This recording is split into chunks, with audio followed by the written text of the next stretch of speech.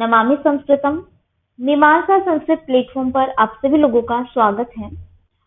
दोस्तों, हमने यह एक सीरीज प्रारंभ की है और यह सीरीज जो है यूपीएससी संस्कृत ऑप्शनल से संबंधित है। इसका मुख्य उद्देश्य यूपीएससी संस्कृत ऑप्शनल के प्रीवियस ईयर पेपर्स को हल करना है। और इस श्रृंखला में दोस्तों हम पहले के वीडियोस में सन 2022 तथा सन 2021 के प्रश्न पत्रों को हल कर चुके हैं संस्कृत के। ठीक है, अभी जो कर रहे हैं वो 2020 का प्रश्न पत्र हल कर रहे हैं। इसमें पेपर 1 चल रहा है, जिसमें हमने पूर्व के वीडियोस में क्वेश्चन संख्या 3 तक हल कर लिया है और आज हम क्वेश्चन संख्या 4 की बात करेंगे। ठीक है दोस्तों, क्वेश्चन संख्या 4 की अगर मैं बात करूँ तो ये मूलतः संस्कृत साहित्य के इतिहास से संबंधित होता है। हालांकि ये प्रश्न अनिवार्य तो नहीं है, आप चाहें तो इसको कर भी सकते हैं और आप चाहें तो इसको छोड़ भी सकते हैं। ठीक है, पर करने तो आपको प्रश्न है ही सही। तो और एक जरूर ये बात ध्यान रखें, मैं आपको सबसे इम्पोर्टेंट चीज बता रही हूँ, अगर आपको नहीं पता है तो अभी ध्यान से सुनिएगा। देखिए, एक जो पेपर है, पेपर 1 मान लीजिए, इसके 2 भाग होते हैं, खंड ए यानी कि सेक्शन ए और सेक्शन बी।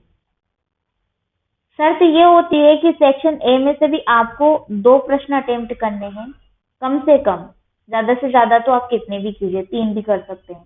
वैसे ही खंड बी ब है अर्थात सेक्शन बी, इसमें से भी कम से कम 2 प्रश्न तो आपको अटेम्प्ट करने ही करने हैं। ठीक है, एक प्रश्न में कुल 8 प्रश्न हैं, तो उनमें से आपको 5 प्रश्न करने होते हैं। इसका मतलब ये है कि खंड बी अथवा ए में से आपको कम से कम 2 प्रश्न अटेम्प्ट करने हैं।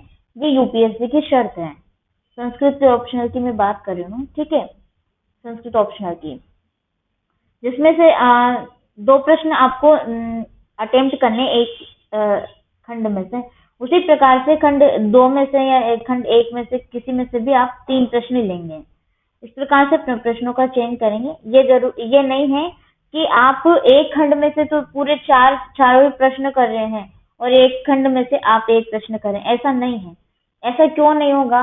क्योंकि देखिए, खंड ए में से भी यूपीएससी आपको एक प्रश्न कंपलसरी देती है, प्रश्न संख्या 1, जो कि कंपलसरी है।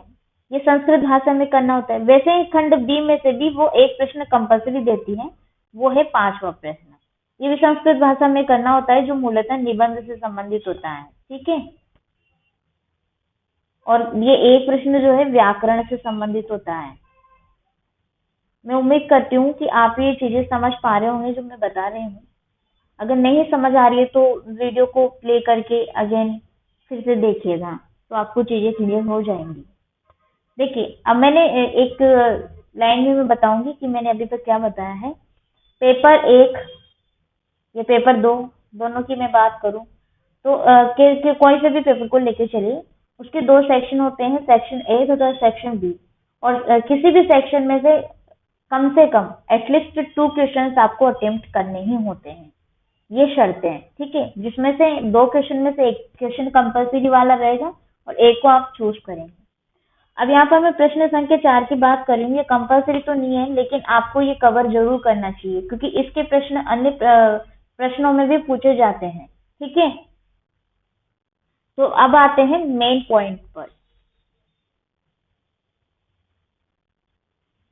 देखिए, संस्कृत साहित्य के इतिहास से संबंधित ये प्रश्न होता है। संस्कृत साहित्य का इतिहास।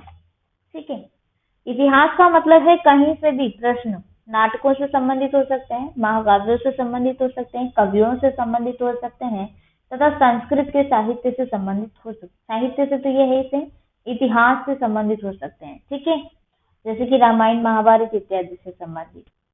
तो इसमें पहला प्रश्न है दोस्तों, ये आपको अपनी आपकी माध्यमिक भाषा में ही प्रस्तुत करना होता है। तो पहला प्रश्न है, काव्येषु नाटकम रम्यम तत्र रम्या शकुंतला भणितिह इयं समीक्षिताम्। अर्थात काव्यों में नाटक जो है वो सबसे रमणीय है, यानी कि संस्कृत साहित्य में जितने भी काव्य हैं उन सभी काव्यों में नाटक रमणीय होता है, अर्थात नाटक सुंदर होते हैं।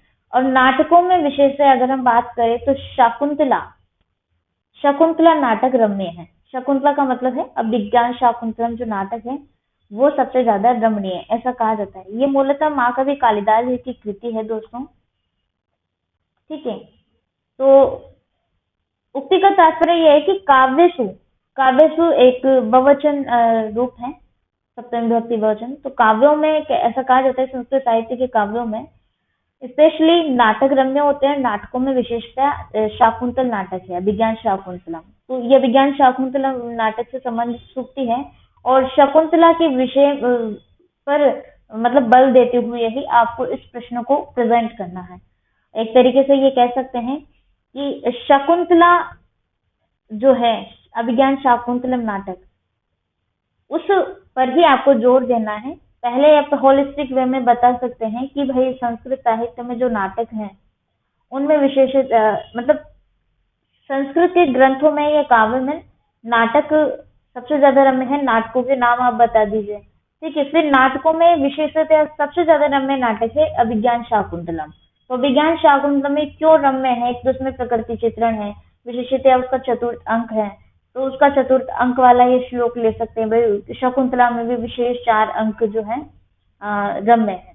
ठीक है, उन 4 अंकों में भी 4 श्लोक रम्य है, लेकिन बल आपको मूलतः शकुंतला नाटक पर ही देना है, यानी कि शाकुंतल नाटक पर ही आपको बताना है, क्योंकि ये सुक्ति है दोस्तों, श्लोक नहीं है यहाँ पर अभी पूरा। तो शाकुंतल नाटक तक ही आपको ये प्रश्न सीमित रखना है। ठीक है, उम्मीद करती हूँ मैं ये प्रश्न का तात्पर्य आप समझ गए होंगे। नहीं समझे हैं तो ये प्रश्न मैं पहले भी हल करवा चुकी हूँ 2021 के प्रश्न पत्र में। पेपर 2 में जाएंगे आप 2021 की प्लेलिस्ट में, वहां पर पेपर 2 में प्रश्न संख्या 3 में मैंने ये प्रश्न हल करवाया हुआ है और अच्छे से आपको बताया भी है। ठीक है, उस प्लेलिस्ट का लिंक मैं आपको डिस्क्रिप्शन में दे दूंगी, वहां जाकर के आप उस लेक्चर को जरूर सुनिए। ठीक है, नेक्स्ट क्वेश्चन है संस्कृत काव्यशास्त्रे विवेचितानि काव्य प्रयोजनानि विषय्यत। अर्थात संस्कृत काव्यशास्त्र में विवेचित काव्य के प्रयोजनों का विशद वर्णन आपको प्रस्तुत करना है। ये चतुर्थ प्रश्न का दूसरा प्रश्न है। चतुर्थ प्रश्न के अंतर्गत एक प्रश्न मैंने आपको बताया था शकुंतला वाला। ठीक है, ये 15 अंक में पूछा गया प्रश्न है दोस्तों, इसका विशद वर्णन आपको प्रस्तुत करना है। अब देखिए, ये मूलतः काव्यशास्त्र से संबंधित प्रश्न है। काव्यशास्त्र, वैसे तो काव्यशास्त्र में अनेकों चीजें आपको देखने को मिलती हैं, रस हो गए, ध्वनि हो गया, अलंकार हो गया, इन सबसे प्रश्न बनते हैं। लेकिन मैं विशेषतः बात करूं स्पेसिफिक काव्य शब्द की, कि काव्य शास्त्र के काव्य शब्द से संबंधित कितने प्रकार के प्रश्न बनते हैं। तो मैंने आपको क्लास में भी बताया था कि इससे संबंधित 4 प्रकार के प्रश्न आपको तैयार करने हैं काव्य शास्त्र में से। वो है, पहला तो है काव्य प्रयोजन, दूसरा है काव्य के लक्षण, तीसरा है काव्य के हेतु अर्थात काव्य के कारण, और चौथा है काव्य का स्वरूप। ठीक है, काव्य का स्वरूप। इसके अलावा एक प्रश्न ये भी बन सकता है कि काव्य प्रकाश में मम्मट ने अपने काव्य प्रकाश में जो मंगलाचरण दिया है, उस मंगलाचरण में उन्होंने काव्य प्रकाश के विषय में क्या कहा है। काव्य प्रकाश का प्रारंभ करने से पूर्व उन्होंने किस प्रकार के मंगलाचरण को प्रस्तुत किया है, क्योंकि वो काव्य शास्त्र से ही संबंधित एक तरीके से। ठीक है, ये प्रश्न पूछा तो नहीं गया है, लेकिन पूछा जा सकता है, बनता है एक तरीके से। परंतु अभी मैंने आपको सिर्फ 4 प्रश्न तैयार करने के लिए कहा है काव्य शास्त्र से संबंधित। अलंकार, ध्वनि, रीति, वक्रोक्ति, इन सब को अलग हटा करके काव्य शास्त्र की इसमें स्पेसिफिक बात कर रहे हैं। ठीक है, तो यहाँ पर ये जो प्रश्न है काव्य प्रयोजन का है, तो काव्य प्रयोजन में मूलतः मैंने आपको बताए थे 6 प्रयोजन होते हैं। वैसे अगर मैं बात करूं विश्वनाथ की, पंडित विश्वनाथ की, आचार्य विश्वनाथ की, तो इन्होंने 4 पुरुषार्थ की प्राप्ति को काव्य का प्रयोजन माना है। 4 पुरुषार्थ आपको भी पता होंगे, धर्म अर्थ काम मोक्ष, चतुर्वर्ग फल प्राप्ति है, ऐसा कह करके इन्होंने 4 पुरुषार्थ की प्राप्ति को ही काव्य का प्रयोजन माना है। और ये तो आपको बात कहनी है 1-2 लाइन में, इस प्रकार से कोट करके, चतुर्वर्ग फल प्राप्ति। ठीक है, अंततः जो काव्य का प्रयोजन है वो आपको इस प्रकार से प्रस्तुत करना है कि मम्मट ने अपने काव्य प्रकाश में मूलतः 6 प्रकार के प्रयोजन बताए हैं, और उन 6 प्रकार के प्रयोजनों के बारे में आपको लिखना है। 6 प्रकार के प्रयोजनों को याद करने के लिए आपको एक श्लोक जरूर याद कर लीजिएगा, और इस श्लोक को इस प्रश्न में जरूर कोट कीजिएगा। मैं यहाँ पर लिख देती हूँ, ठीक है, आप ध्यान से मेरे शब्दों को सुनिएगा, अगर गलत भी लिखने में आ जाए तो। ठीक है, तो श्लोक है, काव्यम यश से अर्थ कृते, ठीक है, कृते व्यवहार विदे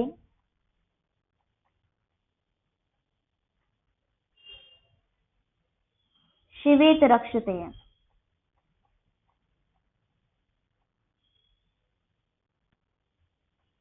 ठीक है, ये प्रथम पंक्ति है। द्वितीय पंक्ति को हम यहाँ पर लिख देते हैं, सद्य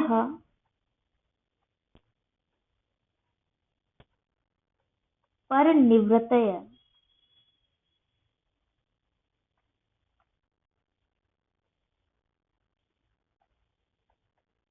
कांता समित तयोपदेश युजे, तयो उपदेश युजे। ठीक है, ये दूसरी पंक्ति है। ये श्लोक जरूर इसमें कोट कीजिएगा। अब यहाँ पर क्या कहा जा रहा है, इसमें मम्मट ने 6 प्रयोजन बता दिए, इसी श्लोक से आपको याद रहेंगे वो 6 प्रयोजन। मैं आपको बता देती हूँ। देखिए, पहला प्रयोजन उन्होंने बताया है यश, काव्यम यश से। पहले आप एक बार इसका अर्थ समझ लीजिए। देखिए, काव्य का प्रयोजन बताते हुए आचार्य मम्मट कहते हैं कि काव्य यश की प्राप्ति के लिए, धन अर्जन के लिए, लोक व्यवहार के ज्ञान के लिए, शिव अर्थात शिवेत रक्षते, कहने का मतलब है अमंगल का नाश करने के लिए, मंगल से इतर अन्य अर्थात अमंगल के नाश के लिए, शीघ्र ही परम आनंद की प्राप्ति के लिए तथा प्रियतमा के तुल्य उपदेश प्रदान करने के लिए होते हैं। ठीक है, ये इसका अर्थ है। काव्यम यश से, इसमें पहला प्रयोजन यश बताया गया है कि काव्यम यश से अर्थात यश की प्राप्ति के लिए, ये पहला प्रयोजन है। उन 6 प्रयोजनों में प्रथम प्रयोजन काव्यम यश से है। काव्य द्वारा यश की प्राप्ति, कवि के अंतर्मन में यश की प्राप्ति की कामना अंतर्निहित होती है। यह एक मनोवैज्ञानिक सत्य है। ठीक है, इसी कारण भाषाओं के विकास के साथ ही साहित्य सृजन भी सतत प्रवाहमान रहता है। दूसरा प्रयोजन बताया उन्होंने अर्थकृत्य। अर्थकृत्य, अर्थकृत्य का मतलब है काव्य का दूसरा जो प्रयोजन है वो अर्थकृत्य है, अर्थात काव्य निर्माण द्वारा धन को प्राप्त करना। संसार में इस प्रकार के अनेक उदाहरण देखने को मिलते हैं जिनमें साहित्यकारों ने साहित्य निर्माण कर राजाओं तथा धनाढ्यों से पर्याप्त धन प्राप्त किया है। जैसे कि बात करूं मैं कवि धावक की, तो कवि धावक ने, ऐसा कहा जाता है कि नेषधीय चरित तथा रत्नावली जो कृति है वो मूलतः कवि धावक की है, और श्रीहर्ष ने इनको जो है धन दे करके उनसे अपना नाम करवा लिया था, अपना नाम से उन को रखा है। एक तरीके से नेषधीय चरितम रत्नावली को आप श्रीहर्ष की कृति के नाम से जानते हैं, किंतु साहित्य में, ये साहित्य प्रकाश में ऐसा उल्लेख मिलता है, मम्मट ने बताया है कि कवि धावक की ये मूलतः 2 कृतियां हैं, अर्थात उनको धन देकर के श्रीहर्ष ने उनको उनके नाम करवा लिया। ठीक है, तो अर्थकृत्य जो प्रयोजन है काव्य का, किसी भी काव्य की रचना उनकी एक तरीके से अर्थ के लिए भी की जाती है, अर्थात धन के लिए भी की जाती है, उनसे धन की भी प्राप्ति होती है। प्रयोजन का मतलब है कोई उद्देश्य या किस कारण से वो लिखा गया है, उसके लिखने का प्रयोजन हो भी सकता है, वो प्रयोजन मिल भी सकता है, अथवा वो लिखने के बाद भी उसका प्रयोजन होता है। वो चीजें मैंने आपको क्लासेस में डिटेल से बताई है, मैं यहाँ पर सिर्फ 6 प्रयोजन बता रही हूँ आपको। ठीक है, व्यवहार विदेश तीसरा प्रयोजन बताया गया है। तीसरे प्रयोजन में वे कहते हैं कि समाज में, जैसे कि आप कह सकते हो कि व्यवहार होना चाहिए, एक तरीके से काव्य के द्वारा व्यवहार का पूर्ण ज्ञान हमें प्राप्त हो। जैसे कि राजा का आचार विचार कैसा था, रहन सहन या विशेष आचरण कभी जान पाता है। जैसे मैं बात करूं, आपने वो एक प्रकरण पढ़ा होगा, मृच्छकटिकम प्रकरण, आपके पाठ्यक्रम में भी है, मैंने क्लासेस में भी आपको बताया हुआ है। तो मृच्छकटिक प्रकरण में उसको पढ़ने मात्र से ये ज्ञात हो जाता है कि उस समय की सामाजिक राजनीतिक व्यवस्थाएं किस प्रकार थी, उस समय के राजा कैसे थे, उस समय का व्यवहार कैसा था, ये सिर्फ कवि ही बता सकता है। तो कवि की कृतियों से ही हमें ऐसा ज्ञात होता है। तो ऐसे उदाहरण देकर के आपको ये चीजें स्पष्ट करनी होंगी ना। ठीक है, अभी में चौथा है शिवेत रक्षतया। चौथा प्रयोजन है शिवेत रक्षतया अर्थात मंगल की कामना या अमंगल का नाश।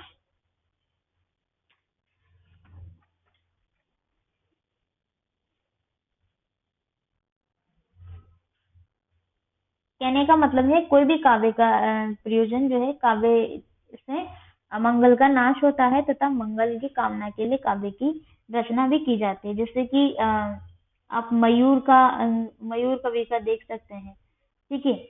और सूर्य शतकम, मयूर शतकम, ये जो है एक तरीके से इनके इनके विषय में एक कहानी भी है। वो कहानी मैं अभी तो नहीं बता पाऊंगी आपको, क्योंकि ये वीडियो काफी लंबा हो जाएगा, ठीक है। कभी आपका मन करे तो आप हमें कमेंट कर दीजिएगा, उसमें फिर डिटेल से सारी चीजें बताने का मौका मिलेगा तो बताएंगे आपको। तो शिवित रक्षित हाथ अमंगल का नाश करने के लिए भी काव्य की रचना की जाती है, ये भी एक प्रयोजन है। अगला है पांचवा सद्य परिनिवृत्त है। ये पांचवा प्रयोजन है काव्य के पठन अथवा श्रवण के से जो परम आनंद की प्राप्ति होती है, ठीक है। पाठक जब काव्य से रसास्वादन करता है तो वो इतना विलक्षण होता है कि उसके सामने अन्य सभी आनंद गौण अथवा तिरोहित हो जाते हैं। और ऐसा कहा जाता है कि वेद शास्त्र पुराण आदि से चतुर्वर्ग की प्राप्ति तो संभव है। चतुर्वर्ग मैंने बताया, धर्म अर्थ काम मोक्ष, सॉरी, चतुर्पुरुषार्थ जो भी बताए थे आपको, ठीक है। तो चतुर्पुरुषार्थ तो संभव है, वेद शास्त्र पुराण आदि से चतुर्वर्ग की प्राप्ति तो संभव है, लेकिन रसास्वादन अथवा आनंदानुभूति का वेग से ही संभव है। और ये पांचवा प्रयोजन यही सिद्ध करता है सद्य परिनिवृत्त है, अर्थात परम आनंद की प्राप्ति तो काव्य के पाठन से ही संभव हो सकती है, ठीक है। और छठा प्रयोजन बताया कांता समेत उपदेश, अर्थात प्रियतमा के समान सरस उपदेश प्रदान करने के लिए होता है। मम्मट ने व्याख्या करते हुए कहा है कि कांता तुल्य अर्थात कांता का मतलब होता है एक तरीके से प्रिया, भार्या, ठीक है। जो ऐसे वचन बोले जो अपने वचनों को इस तरीके से प्रस्तुत करती है कि वो माने ही जाते हैं, ठीक है। कांता सम्मित वचनों को वो प्रस्तुत करते हैं और उसके वचन जो है वो इस प्रकार से प्रस्तुत करने के कारण वो मनवा लेती है, अपनी बात को मनवा लेती है, ठीक है। तो उस प्रकार के वचनों का प्रयोग हमें देखने को मिलता है। ये 6 प्रयोजन बताने हैं आपको, और आप बता सकते हैं अंततः कि मम्मट ने अपने काव्य प्रकाश में इस प्रकार से ये 6 प्रयोजन बताए हैं, ठीक है। मैं उम्मीद करती हूँ कि अब आप इस प्रश्न को, तो मैंने तो शायद पूरा ही आपको बता दिया है, तो आपको कोई दिक्कत नहीं आनी चाहिए इसको लिखने में, सारी चीजें एक्सप्लेन की है, ठीक है। अब आते हैं अगले प्रश्न पर।